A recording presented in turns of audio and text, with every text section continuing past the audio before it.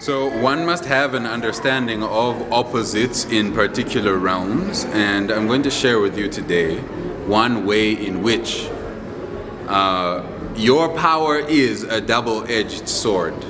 Understand that the freedom to control, the freedom to invade, the freedom to permeate, that allows a person to close a sale, the freedom to extend themselves out, wrap their essence around other people, the freedom to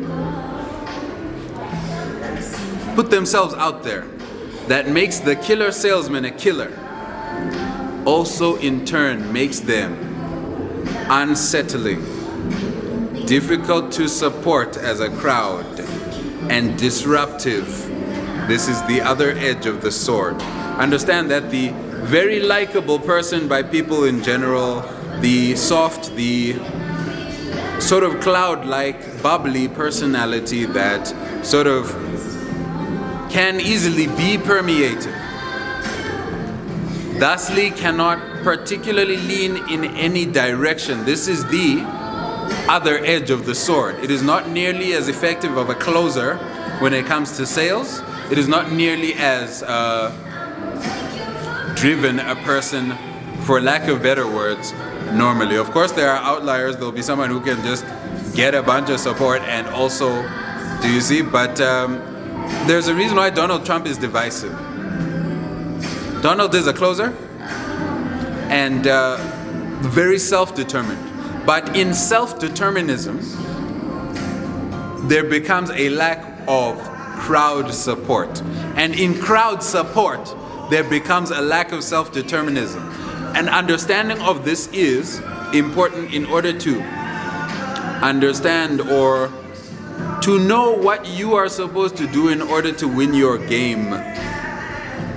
Should you be the self-motivated, self-determined, piercing variant of human being, then you're going to have to attack the world and win at it one by one. It becomes targeting the one person that you need in order to get to the next platform. If you are the crowd-pleasing person, you need to understand that your power is then the crowd.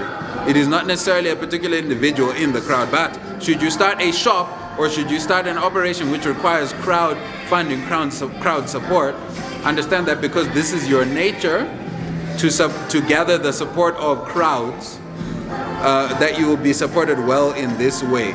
These are two different natures.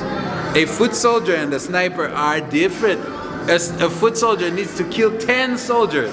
A sniper needs to kill the general or the leader of the operation. You need to understand what type of a soldier you are in life. This will make you able to use your abilities effectively and also to understand your position with precision. If I'm a sniper and I'm approached by 10 people, I need to have a pistol with which to cope at least. While I try to find hope, I need to also know that I need backup at any point in time that I can summon up in case they approach me as 10 people. Should I be a soldier and have a faraway enemy, I need to know where it is that I can find a sniper, or at the very least, try to train myself up in using a sniper rifle. This is not about being a sniper or being a foot soldier. It is about balancing yourself in life by understanding your weaknesses, of which you will definitely have